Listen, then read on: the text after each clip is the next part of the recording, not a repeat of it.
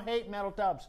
That's Nick trying to get views. I don't care about the metal tubs. I said, my words was I was experimenting and I was trying fiberglass tubs on this duplex right here. I don't have any hatred towards either one of them. They all feel soft and comfortable on my feet. That's the biggest thing. Did you already do a water test? They have not done the water test on this yet. Not done. So once the air conditioning, they're still over there on the other side. They'll probably finish it up today, maybe tomorrow. Once that air conditioning is done on the other side, then we'll get an inspection and they will inspect, because we haven't done a framing inspection yet. So they'll do a framing inspection. They will do the mechanical inspection on the electrical inspection, the mechanical inspection on up top. They'll do the plumbing inspection all at one time. So all of that will be tested at one time. Okay. So we'll come back once they fill the tubs up, so we can explain that to everybody. We'll fill the tubs up with water, so that we can show how they test all of the plumbing, so that we know that everything is right. One of my questions was, I mean, if you get all of them tested at once and one of them fails, and then, I mean, how do they not overlap each other? What you mean? Some of these tests. If one fails, now you have to go fix that, but by fixing that, you have to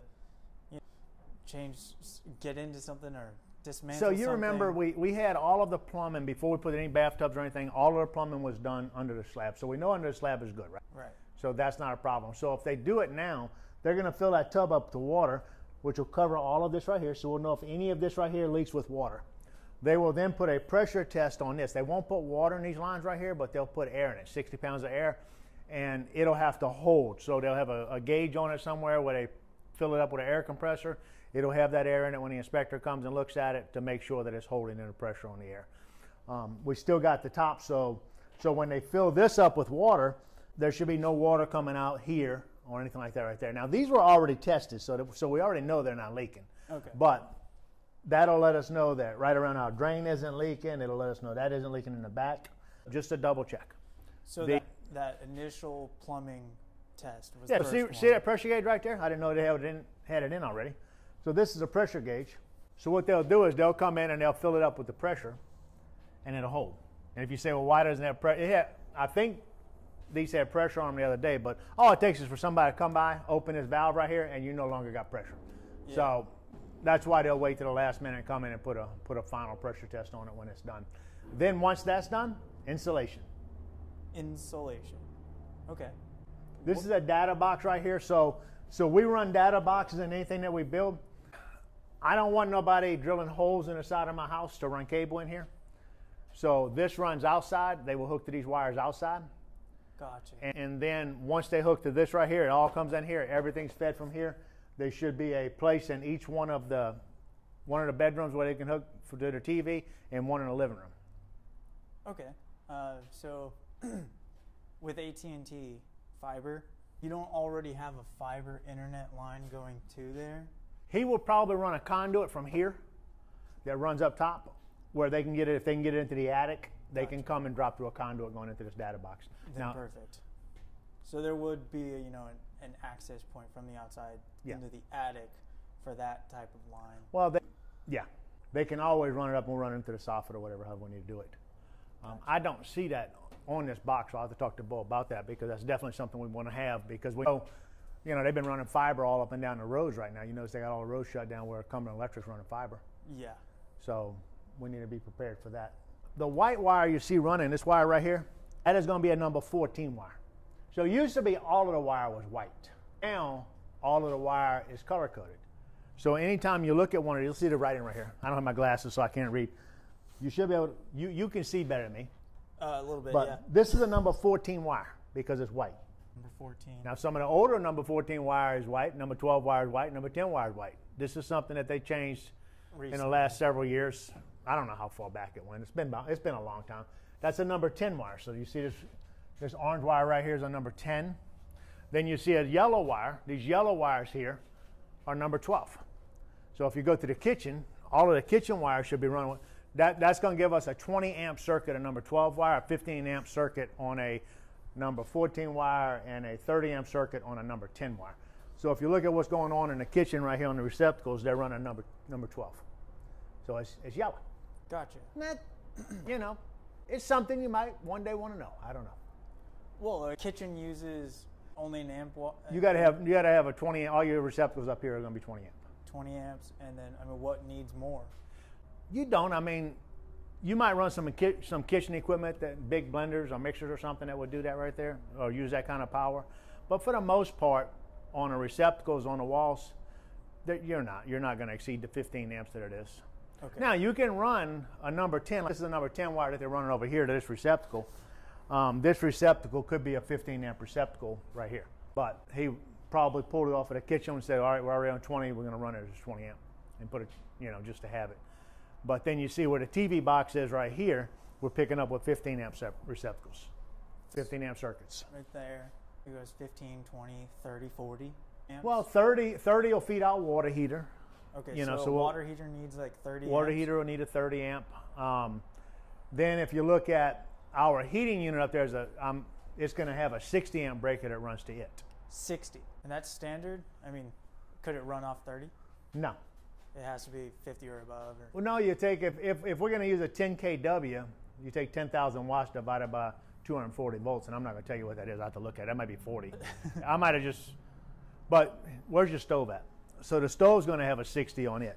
The heater probably going to have a 40 amp on it. That's what my question was. That's not okay. Where's the stove at? Well, the stove needs 30 amps, you said? No, the stove will be a 60 amp. I don't see a stove wired in here. What color is the stove one? It's going to be a gray wire, probably. So let's just look at our phone real quick. Let's go to the calculator.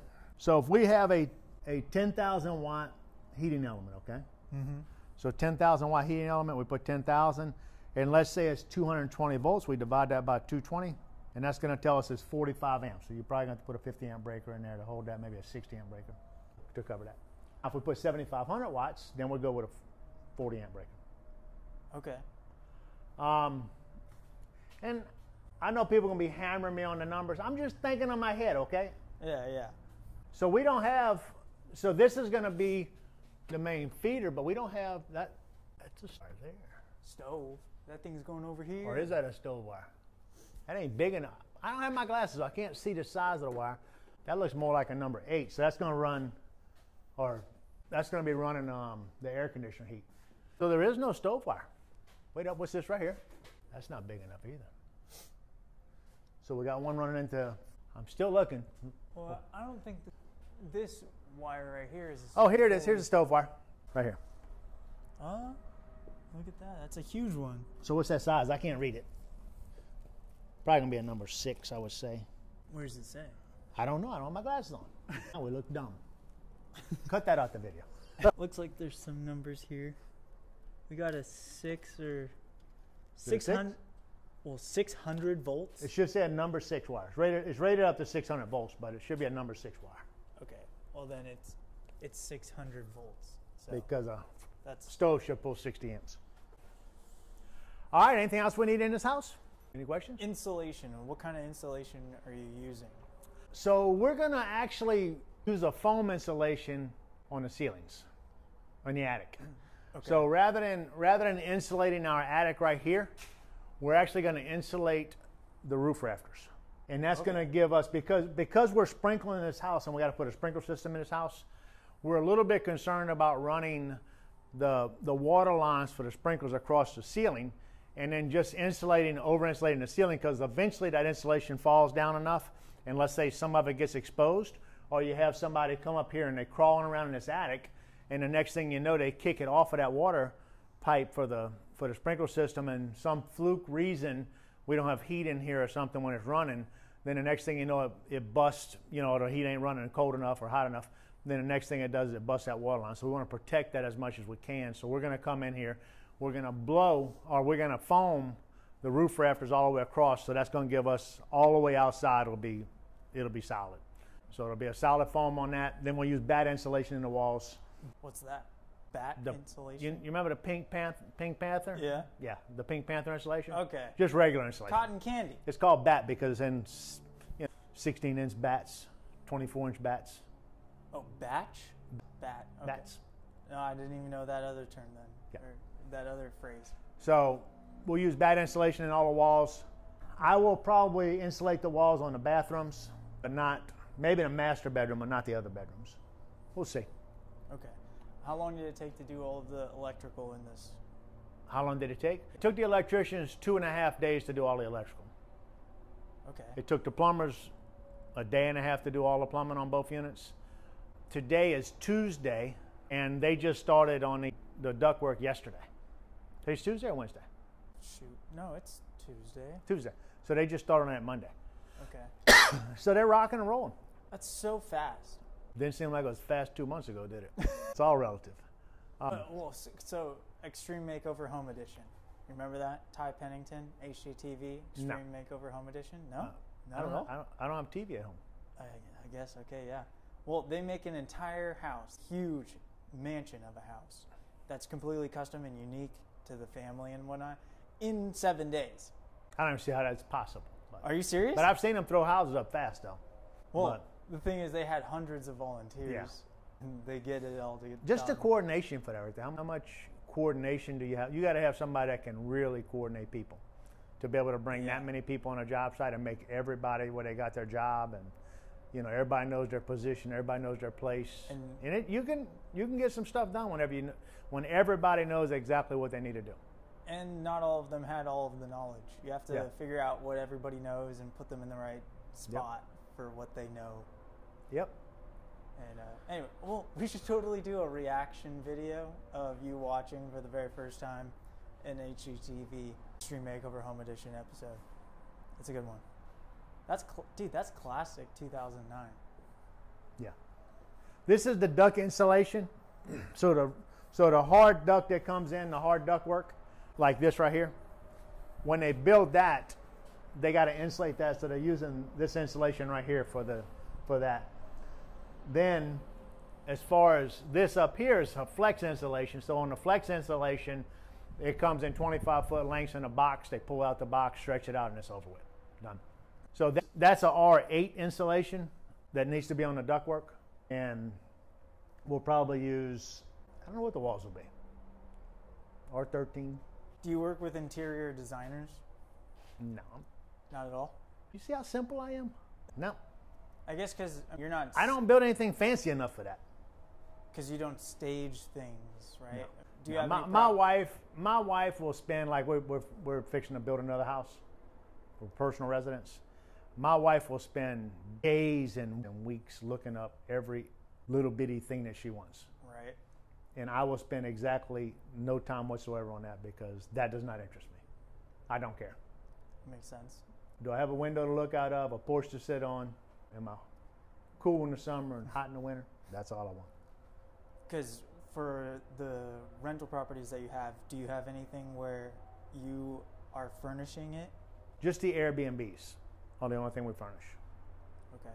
And everything else is whatever people that whatever stay they bring. Because, I mean, once you furnish it for them, it's now a liability. Yeah. Well, it's just, you got to maintain that furniture and everything else. Another thing. So let's look at, let's check something out real quick and verify that we're right. So these houses are going to be brick. This is another thing we need to verify here. See how that'll come out enough to do the brick? We need to make sure that this comes out enough to go around the brick. Oh, how? Yeah, if this was stuck in here like this, then we start drywall and everything else is done. Then after it's all done, we come in and start putting brick on it, and this won't come out. Guess what we got to do? We got to cut a hole in that wall. So we need to make certain that our stuff comes out enough to do that. Then we got to look at, so even the gray cement here is going to be brick actually at the end of the day of what you see? So this is a brick ledge, so all the bricks will sit on that brick ledge and come up. These are ties that are going between the joints of the brick that ties them off and holds it to the wall. Okay. So you can see where they took the receptacles and they just didn't even put them inside the wall, because they're going to wind up going on the outside. The brick guy will just brick them in whenever they do it. Oh, I see. So you have outside receptacles? Yeah. You don't see that very often? Yeah, you see it everywhere. Really? I just am not looking for it? Yeah. Yeah, every house has them. Well, let's get some overviews of this. What? Just a good overview of this whole place. It's coming together. All right, off to the next job. Off to the next one? Yep. Heck yeah. Are they actually putting stuff in the trash now? I didn't even say one negative thing about my mare the whole time on this job site. You didn't. Do you need to get anything No matter how bad I want to. Today's a different day. Today's a new day. Are you over or under budget on this job? We're going to be right where we thought we'd be. I'm going to probably be at about, I overpaid for the lot, So I'm thinking with the lot included, we'll be at $110 to $115 a square foot total. Okay. Out the door. Concrete, everything. So we did the numbers on Heather. Heather come in at $125 a square foot. But that was, which most people will tell you that is a great number, which is, it wasn't a bad number, but I would have liked it to be a little bit less. But that was more, not custom, but it wasn't as builder grade as a rental property is. So you paid more for the land than you would have wanted? This piece of property here? Yeah. Yeah. But I paid twice what I would have normally paid for it. Twice? I wanted to be next to the mayor. Okay. I wanted to show my love to the mayor. But you paid 2 times more for the land than you wanted and still came in at 110, 125? Yeah. No, we'll be at, I don't think we'll be over 110. Okay. But remember, we talked about the fact of the single wide trailer effect right here. That we're using standardized lumber on everything. So it's not, there's not a lot of expensive lumber in here. We got those ridge, remember the LVLs we had to do in the ridges? That's the most expensive lumber on the whole house. Everything else, I mean, the roof is so short it's able to be done with 2x4s. So everything is standard, nothing is real expensive. I didn't have to go order special roof truss. I didn't have to order anything special. So it's all cookie cutter out of the box. Like Rector set, you just assemble out of the box. Right, that's why you only have 1 can of waste for building this entire structure. Well, I'm gonna bring a construction dumpster in whenever when we get to the point of drywalling, because they're gonna need to move that drywall pretty quick. So I'll have them clean a lot up, we'll move that in. So next week or week after next, you'll see me bring in an actual open container so we can throw stuff in it. Did you find out did you find out why they used an LVL? They use the LVL because there's no support to hold that up. That beam going across, usually they'll have some kickers that come down and hold that up. So the walls are all open on the inside. So they ran LVLs because they just didn't have the support in the middle. Okay. And we don't ever want the roof to have to move anything. My personal opinion is it would have been fine without the LVLs, but I'm not an engineer, and when the engineers are looking at it and all, if they want that, you just give them what they want. You don't have a choice. Gotcha. You can argue and fuss and fight over that stuff to save a few dollars, but then you ruin a relationship, and that ain't never worth it. Never. Beautiful. So. Well, thank you. Yes, sir.